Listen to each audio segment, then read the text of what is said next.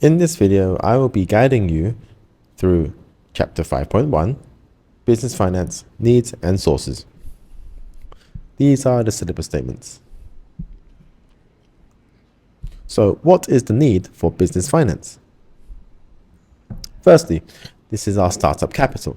So this is the money needed for businesses to buy essential assets to start trading or to start doing business, because without this money, they won't be able to start up, hence the name. Reason number 2, capital for expansion. So this allows them to expand their business. So this allows them to buy more capital goods like machinery, factories, etc., etc. And also they can open up additional stores. Lastly, finance is required for additional working capital. So this is the money required to pay day-to-day costs. Now, if the company does not have enough working capital, they can't pay their wages, they can't pay their rent, they can't pay their insurance, and they can't really pay for anything. So working capital is a very, very important element for a business. So what are the main sources of finance? So firstly, we have our internal sources of finance, and our first example is retained profits. So retained profits is kept in the business after the owners take their share of the profits. So this is the remaining profit that the business is left over with. It does not need to be repaid. It is available instantly, so they can use this money to expand their business if required. And of course, there's no interest to be paid because they are not borrowing this money. Next, this is the sale of assets. Now, this is the sale of assets that are no longer useful for the business. So this could be a piece of old machinery or an old factory. So that makes better use of capital, so they can buy a new piece of machinery or build a new factory. And also it doesn't increase their debt burden because they're not borrowing any money from the banks. However, it takes a long time to sell these assets, and also the money that they sell it for might not be sufficient. Personal savings is very, very beneficial because that comes from the owner's account, and also there's no repayment needed, no interest paid because it is their money, instant availability because it's sitting in the account, but the problem is it might not be sufficient. So now we're looking at external sources of finance. Our first example is issuing shares. This is when a company sells ownership of their company in exchange for money. The benefit of this is that they can raise a significant amount of money in a very, very short period of time. There is no interest needed to pay on this because this is not debt. But the problem is that shareholders expect dividends to be paid. So this is essentially money paid back to the shareholders, and also you lose control of your company. Not totally, but you partially lose control of your company. Next, we have a bank loan. A bank loan is a sum of money obtained from the bank which has to be repaid. The purpose for this is to finance capital expenditures, such as machines. The benefits is that they can borrow a very large sum of money and it's very easy to arrange. But the problem is interest has to be repaid back, and collateral might be required. So what is collateral? Say you are borrowing money from your friend, and your friend says, I've got the money to lend you, however, I'm not too sure, I need some insurance. So as a collateral, I then give my iPhone, which is worth, let's say, $1,000 to the bank to keep as collateral. If I'm unable to pay back my loan, the bank seizes my asset or seizes my collateral and keeps the phone. The phone is now the collateral. Our next source of finance is selling debentures. These are loan certificates issued by limited companies. This is essentially selling debt to creditors. What does that mean? So what that means, simplistically, again, using our example from before, say if I wanted to borrow $1,000. And this person here says, yeah, sure, no problem.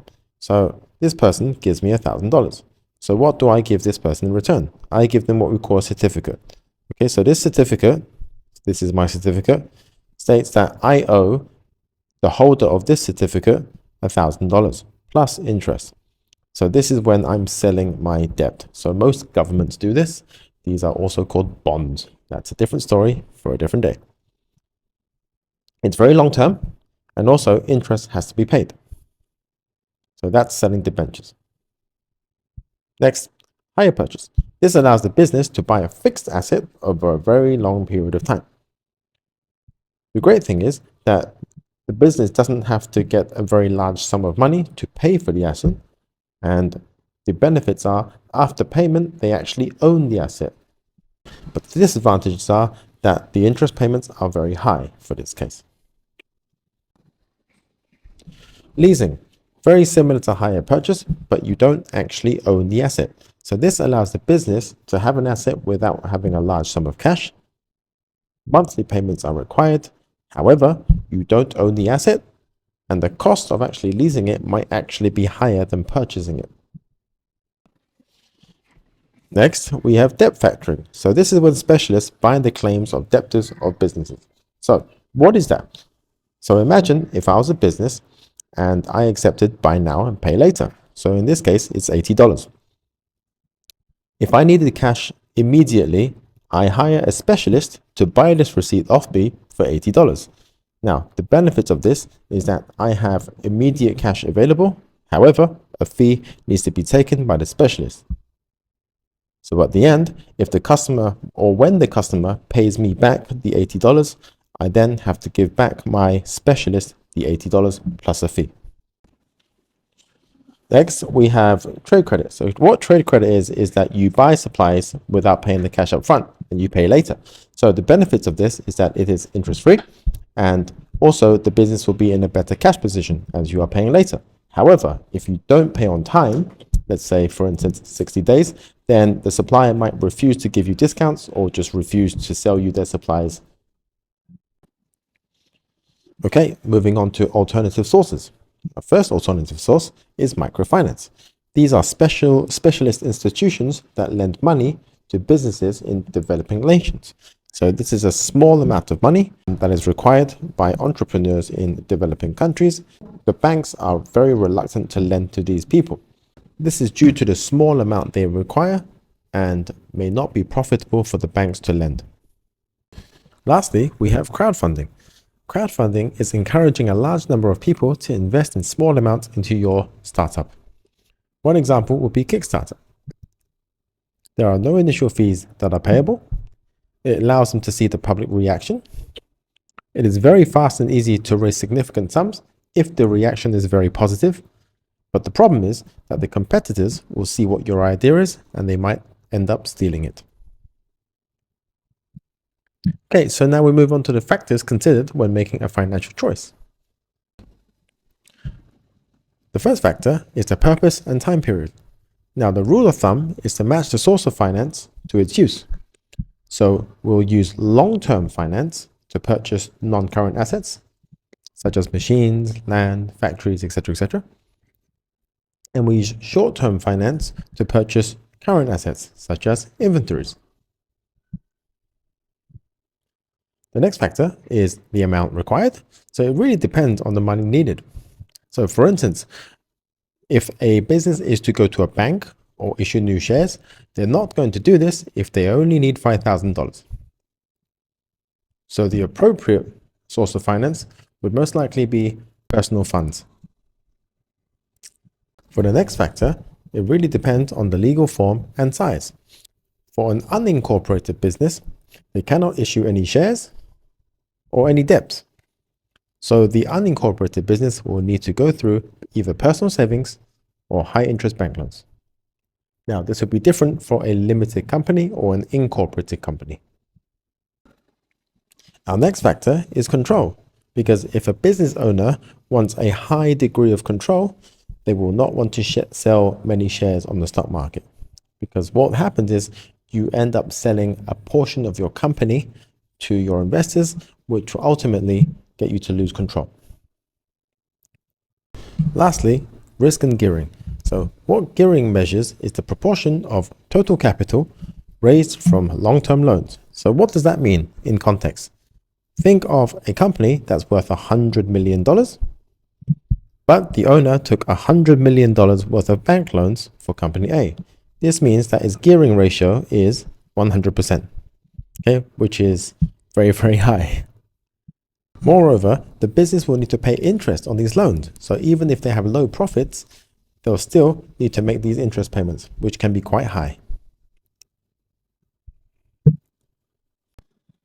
Moving on to the solved examination questions.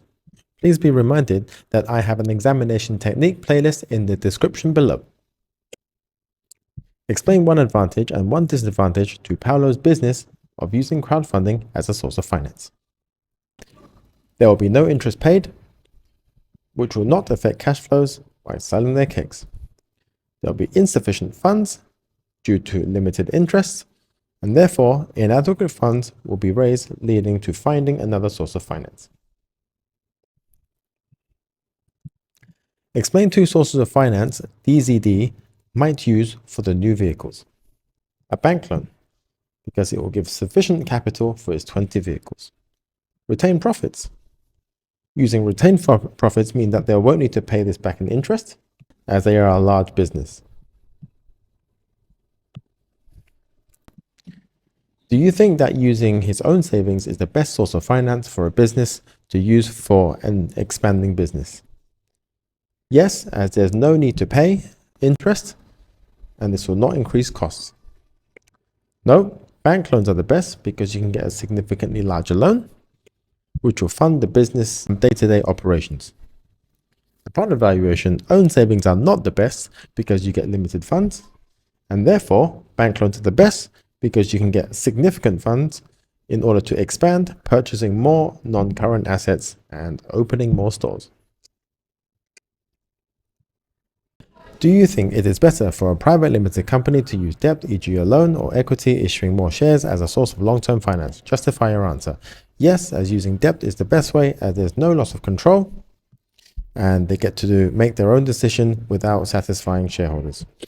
No, because sale of equity is a permanent source of finance and there's no need to pay the money back. Upon evaluation, because it is a private limited company, they can only sell shares to friends and family, therefore they will have access to less capital.